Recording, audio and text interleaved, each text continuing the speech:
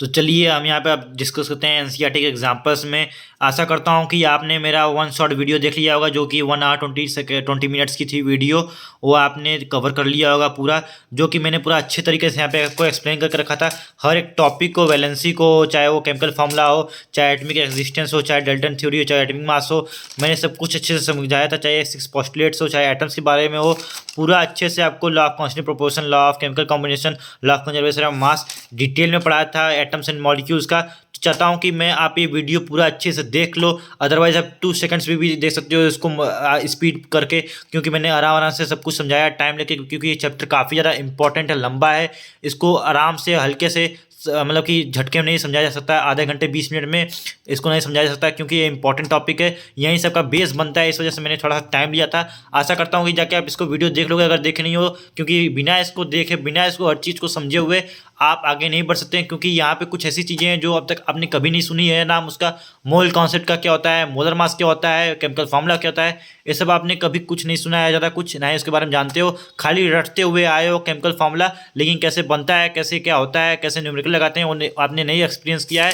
तो वो मैं आपको यहाँ पे एक्सपीरियंस करवाने वाला हूँ कि मोल कॉन्सेप्ट क्या होता है, रूल्स क्या होते हैं उसके। आपने जाके देख लीजिए वीडियो, तभी आप यहाँ पे सब कुछ केमिकल फार्मूला बना पाओगे, आयनिक फार्मूला बना पाओगे। यहाँ पे जो मैंने अभी आपको एक्सप्लेन किया है, केमिकल फार्मूला फॉर पॉलीएटमिक आयंस, यहाँ पे मोल कॉन्सेप्ट क्या होता है, वोगाड्रो नंबर क्या होता है, मोलर मास कैसे निकालते हैं, ये इंपॉर्टेंट फार्मूला क्या होता है, ये इंपॉर्टेंट फार्मूला को पता होना चाहिए। ये सब बिना जाने आपको नहीं समझ में आएगा, ये जो मैं यहाँ पे डिस्कस करने वाला हूँ इस वीडियो में क्वेश्चंस। तो प्लीज़ देख लीजिएगा, ये आपके फ़ायदे के लिए मैं बोल रहा हूँ, अपने फ़ायदे के लिए नहीं। अब भाई आपकी मर्जी आगे आपके ऊपर डिपेंड करता है, जो आपका मन करे। तो चलिए हम लोग डिस्कस करते हैं। Example 3.3, calculate the number of moles for following. पहला दिया है 52 gram of the helium, finding mole from mass. हमको क्या करना है, 52 ग्राम ऑफ हीलियम दिया है, फाइंडिंग मोल फ्रॉम मास, मास के जरिए हमें मोल निकालना है। यहाँ पे क्या बोला है, फाइंडिंग मोल फ्रॉम मास, मास के जरिए मोल निकालना है। तो अब दूसरा मतलब क्वेश्चन में क्या दिया है, 12.044 into 10⁻23 number of helium atoms, finding mole from number of particles. Number of particles के जरिए हमें मोल फाइंड करना है, ठीक ना। नंबर ऑफ पार्टिकल्स के जरिए हमें मोल फाइंड करना है। अभी सब कुछ अजीब लग रहा होगा आपको, ये सब क्वेश्चंस पढ़ के अजीब लग रहे होंगे, लेकिन बार में जब बार इसको लगातार प्रैक्टिस करते रहोगे, प्रैक्टिस मेक्स मैन परफेक्ट, तो लगातार प्रैक्टिस करते करते सब आपको आदत हो जाएगी ये सब समझने की। एक बार पढ़ोगे तो समझ में आ जाएगा कि भैया ये बोल क्या रहा है, निकालना क्या है। तो पहले गिवन क्या है, गिवन में आपको ये सब पता होना चाहिए। नंबर ऑफ मोल्स को एन से रिप्रेजेंट करते हैं, गिवन मास को स्मॉल एम से रिप्रेजेंट करते हैं, मोलर मास को कैपिटल एम से रिप्रेजेंट करते हैं, गिवन नंबर ऑफ पार्टिकल्स को एन से रिप्रेजेंट करते हैं, एवोगाड्रो नंबर ऑफ पार्टिकल्स को एन नॉट से या फिर एन ए से रिप्रेजेंट करते हैं। अब पहला क्वेश्चन में क्या बताया है, 52 gram of helium, finding mole from mass, mole निकालना है मास के जरिए। तो मोल निकालने का फॉर्मूला क्या था, यहाँ पे number of moles given mass upon molar मास। तो यहाँ पे हमें मास दिया है 52 ग्राम ऑफ हीलियम, यहाँ पे हीलियम का हमें क्या दिया है, मास दिया है। तो हम ये वाला फार्मूला निकालेंगे।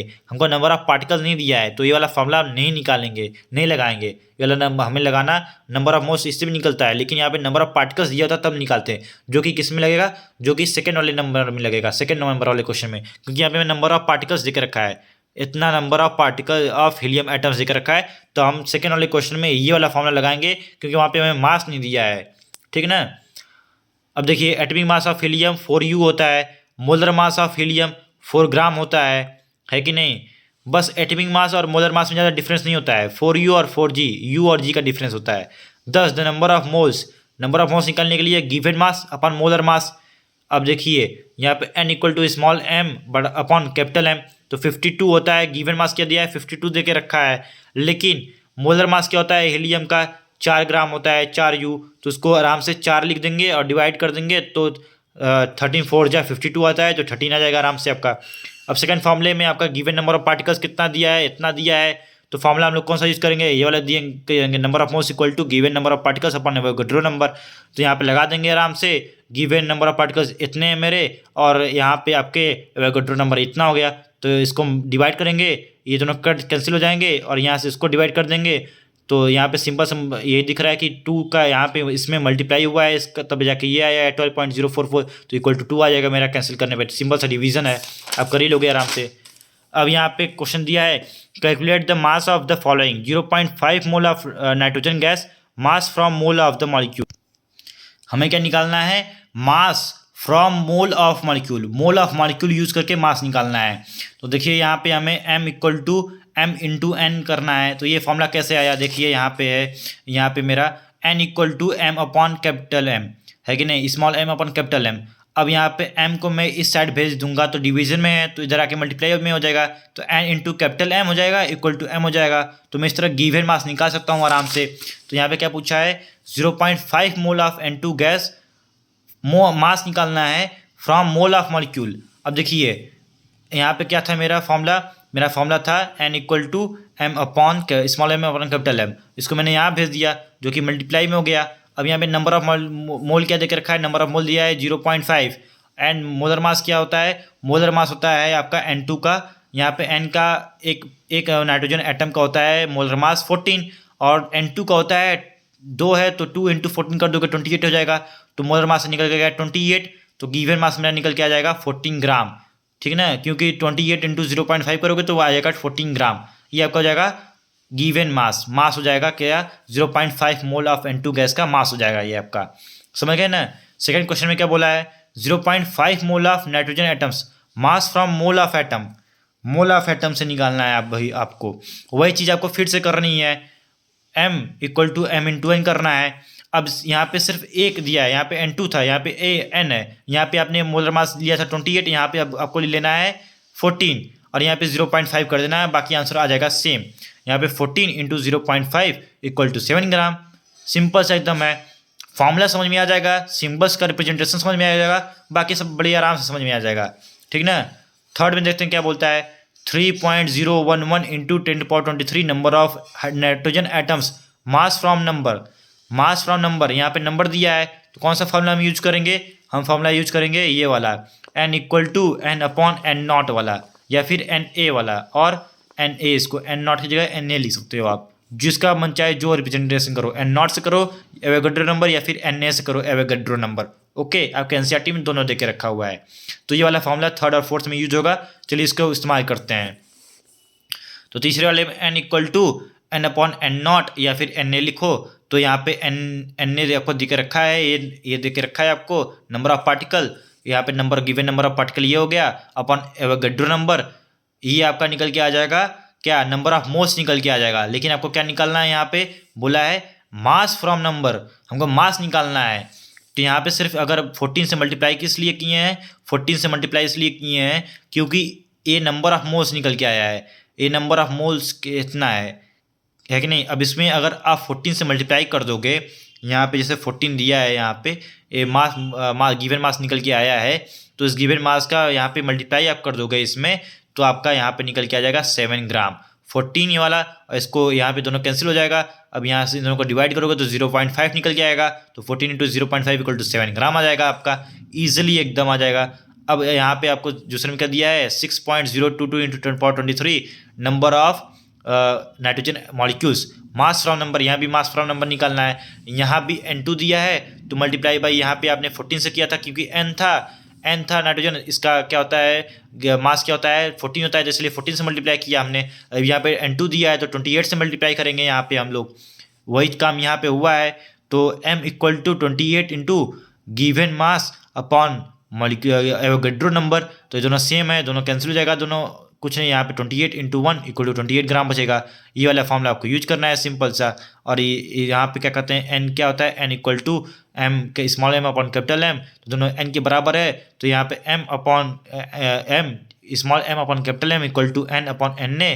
तो यहाँ पे गिवन मास निकालने के लिए क्या करेंगे? इसको इधर भेज देंगे, मल्टीप्लाई हो जाएगा, m small m equal to capital M into n upon n A Avogadro number. वही चीज़ हमने यहाँ किया है। आशा करता हूँ आपको समझ में आ गया होगा। अब क्वेश्चन 3 मतलब example 3.5, calculate the number of particles in each of the following.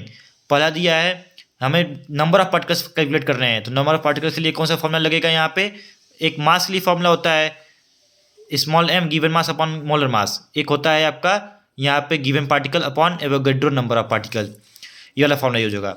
46 gram of sodium atoms number from mass के जरिए आपको नंबर निकालना है, नंबर ऑफ पार्टिकल निकालना है। ठीक, तो number of atoms equal to given mass upon molar mass into Na, है कि नहीं। एवोगैड्रो नंबर कर दोगे आप इसमें मल्टीप्लाई।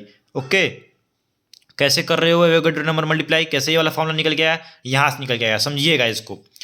यहाँ पे number of moles small M upon capital M and number of moles निकालने का यहाँ पे आपको भी मैंने आपको दिखाया था, यहाँ पे given number of particle upon Avogadro number, दोनों एन के बराबर तो इक्वल कर दोगे। अब यहाँ पे क्या करना है आपको, ये नंबर ऑफ पार्टिकल्स निकालने हैं, है कि नहीं। ये नंबर ऑफ पार्टिकल्स निकालने हैं तो इस एन ए को इधर भेज दोगे, डिवाइड में तो मल्टीप्लाई में हो जाएगा, तो ये आपका फॉर्मूला निकल के आ जाएगा। अब यही मैंने यहाँ पे ऊपर लिखा हुआ है। अब इसमें सब कुछ ये वैल्यू रख देनी है सब, और आपको ये वैल्यू निकल के आ जाएगी। आपको ये वाली वैल्यू पता ही होती है कि 6.022 इंटू 10⁻³ होता है एवोगैड्रो नंबर। गिवन मास आपको 46 दे के रखा है, और सोडियम का मोलर मास होता है 23। आपको 20 तक एलिमेंट्स 1 से लेकर 20 एटॉमिक नंबर तक के मास आपको याद होने चाहिए। मास और साथ ही साथ उसका एटॉमिक नंबर आपको याद होना चाहिए। हीलियम आपको hydrogen, helium, lithium, beryllium, boron, carbon, nitrogen, oxygen, fluorine, neon, sodium, magnesium, aluminium, silicon, सबका मतलब अच्छे से लाइन वाइज तरह याद होना चाहिए। क्लोरीन का, फिर जिंक का, कोबाल्ट का, यहाँ तक का कम से कम आपको फास्फोरस तक का याद होना चाहिए, है कि नहीं। 20 तक का एटॉमिक नंबर और उसका एटॉमिक मास, तभी आप ये सब लगा पाओगे, इजीली आप लगा पाओगे। आपको क्वेश्चन में दे कर नहीं लिखा रहेगा कि सोडियम का इतना एटॉमिक मास होता है, आपको याद होना चाहिए कम से कम। अब फिर दूसरा वाला क्वेश्चन देखते हैं। 8 ग्राम O2, यहाँ पे आपका वैल्यू आ गया कि नहीं, सब कुछ मल्टीप्लाई करोगे, यहाँ पे ये 2 टाइम्स है तो 2 से हो जाएगा, यहाँ पे 2 आ जाएगा, 2 से इतना में मल्टीप्लाई करोगे, आपका ये आ जाएगा आंसर। दूसरा दिया है 8 gram of O2 molecules, number of molecules from mass के जरिए नंबर ऑफ मॉलिक्यूल्स निकालना है, तो वही फॉर्मूला सेम रखोगे जो भी ऊपर मैंने एक्सप्लेन किया। N equal to small M upon capital M into Na। Atomic mass oxygen का होता है 16 ग्राम, तो O2 का 2 इंटू 16 कर दोगे, 2 एटम हो जाएंगे ऑक्सीजन के, तो 16 को 2 बार प्लस करो, या फिर इसमें 2 इंटू मल्टीप्लाई 2 इंटू 16 कर दो, 32 ग्राम दोनों साइड से आएगा, वही बात है, तो मल्टीप्लाई कर दो, छोटे बच्चे तो हो नहीं। एन इक्वल टू 8/8 दे के रखा है आपका यहाँ पे, इसलिए 8 लिया गया है। Given mass upon 32 molar mass into Avogadro number यहाँ पे है, मल्टीप्लाई कर दोगे, वैल्यू आ जाएगी आपका, यही आपका आंसर होगा, है कि नहीं। अब डिस्कस करते चलिए इंपॉर्टेंट चीज़ यहाँ पे, एक थर्ड वाला क्वेश्चन जो है यहाँ पे 0.1 मोल of carbon atoms, number from given mass, number निकालना, नंबर ऑफ पार्टिकल निकालना है फ्रॉम गिवन मास, जो मास दिया है उससे हमको निकालना है क्या, इसका नंबर निकालना है। तो 0.1 मोल ऑफ कार्बन एटम दे के रखा है। चलिए कौन सा फॉर्मूला यूज होता है, चलिए इसमें देखते हैं। यहाँ पे ये वाला फॉर्मूला सिंपल सही होगा, मोल्स दे के रखा है, 0.1 मोल दे के रखा है हमको, है कि नहीं। और पार्टिकल निकालने, ये वाला पार्टिकल मुझको निकालना है, पता नहीं है। एवोगैड्रो नंबर आपको पता होता है 6.022 इंटू 10⁻23 होता है, तो यहाँ पे सिंपल से वाला फॉर्मूला बन जाएगा, इसको यहाँ भेजो, मल्टीप्लाई हो जाएगा दोनों, और यहाँ पे n बच जाएगा। अब n इक्वल टू 0.1 आपको पता है दिया है यहाँ पे, इंटू एवोगैड्रो नंबर रखो, आपकी वैल्यू निकल के आ जाएगी आराम से, है कि नहीं। अब इसमें से यहाँ पे 10⁻23 है, यहाँ पे मतलब 10 को 23 बार मल्टीप्लाई किए हो खुद से, है कि नहीं। 10 को 10 इंटू 10 इंटू 10 को इसको 10 इंटू 10 करते करते 23 टाइम्स तक किए हो, तो उसमें से एक 10 को निकाल लिए, अब तो 10⁻22 टाइम्स बच गया, उस 10 को यहाँ भेज दिए, तो 10 इंटू 0.1 मल्टीप्लाई करोगे तो कितना आएगा, 1 आएगा, तो 1 इंटू इतना मल्टीप्लाई कर दोगे, सिंपल सा यही आपका आंसर निकल के आ जाएगा। सिंपल, सो सिंपल, आ गया कि नहीं आ गया। अब क्या करना है कि अब क्वेश्चन यहाँ पे दिया है, इंटरेस्ट क्वेश्चन आपको करवा देता हूँ एक, दूसरा वाला खुद से करना है, क्योंकि उसमें ये सेम चीज़ यही यूज होने वाला है जो मैं अभी आपको बताने वाला हूँ। तो ये वाला क्वेश्चन खुद से ट्राई करने के लिए कोशिश कीजिएगा, ट्राई बाय योरसेल्फ, ओके।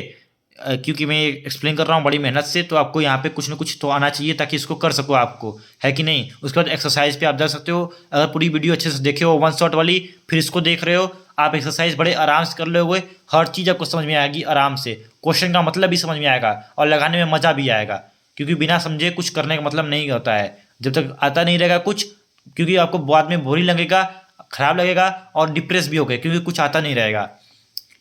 अब क्वेश्चन दिया इंटरेस्ट में कि if 1 mole of carbon atom weighs 12 gram, 1 mole of carbon atom का है 12 ग्राम, तो what is the mass in gram of 1 atom of carbon, तो एक एटम ऑफ कार्बन का क्या होगा। तो 1 मोल ऑफ कार्बन एटम का देकर रखा है मास 12 ग्राम, हमको पता है कि एक मोल में 6.022 इंटू 10⁻23 एटम्स होते हैं। कैसे पता है, जिन्होंने 1 शॉट वीडियो देखी उनको पता होगा, जिन्होंने नहीं देखी उनको नहीं पता होगा, और जिनको पता था, जो पढ़े थे कोचिंग में, स्कूल में, यूट्यूब से, very good. So mass of 6.022 into 10^3 atoms of carbon equal to 12 gram. ये हमारा दे के रखा है कि नहीं। 1 mole of carbon atom equal to 12 gram, 1 mole of carbon atom equal to इतना नंबर ऑफ एटम्स उसमें है। तो इतने नंबर मास ऑफ इतने number of atoms equal to 12 gram है। तो mass of one atom, mass of one atom in तो निकालना है, तो इसको यूनिटरी मेथड लगाएंगे। इस पार्टिकल को हम लोग इधर भेज देंगे, 12 में डिवाइड कर देंगे, इसको इधर भेज देंगे। यहाँ पे क्या बचेगा, mass of one atom of carbon equal to 12/6.022 into 10^23 हो जाएगा। इसको डिवाइड करने पे मेरा इतना आंसर निकल के आएगा, है कि नहीं। यूनिटरी मेथड लगाएं हम लोग, क्या समझे। यूनिटरी मेथड ने आपने तो क्लास 8 में पढ़ाई होगा, उसको तो मुझे एक्सप्लेन नहीं करने की जरूरत पड़ेगी ना। यूनिटरी मेथड आराम से आपने क्लास 8 में आराम से पढ़ा होगा इसको, क्लास 7th में 8th में। अब यहाँ पे क्वेश्चन नंबर 2 है, इसको समझ गए ना आप आराम से कि यहाँ पे 1 mole of carbon atoms 12 gram देकर रखा है। 1 mole equal to 6.022 into 10^23 atoms होते हैं। तो mass of 6.022 into 10^23 atoms of carbon में 12 ग्राम होता है, यहाँ पे देकर रखा है। तो mass of one atom of carbon में इक्वल टू 12/6.022 इंटू 10^23 कर देंगे यूनिटरी मेथड। इसको यहाँ पे 1 हो जाएगा और इसको यहाँ पे भेज देंगे तो डिवाइड में हो जाएगा यहाँ पे। तो यहाँ पे डिवाइड करने पे ये वैल्यू आएगी आपकी। अब यहाँ पे क्वेश्चन नंबर 2 में पूछा है which has more number of atoms, 100 gram of sodium और 100 gram of iron. Atomic mass दिख रखा है सोडियम का 23 U एंड आयरन का दिया है 56 U। तो अभी आपको निकालना है, सेम यही चीज़ होने वाला है। सोडियम के लिए भी यही कर दो और आयरन के लिए भी यही कर दो, आराम से आपका आंसर निकल के आ जाएगा।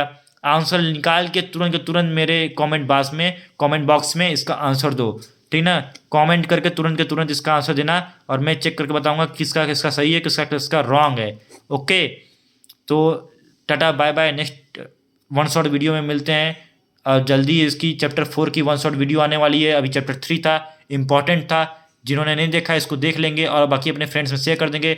न्यूमेरिकल वाला पार्ट भी बहुत ज़्यादा इंपॉर्टेंट था, ये वाला पार्ट बहुत ज़्यादा इंपॉर्टेंट है क्योंकि जो समझेगा ये वाला पार्ट वही आगे न्यूमेरिकल एक्सरसाइज लगा पाएगा, एग्जाम में अच्छे से समझ पाएगा क्वेश्चन को।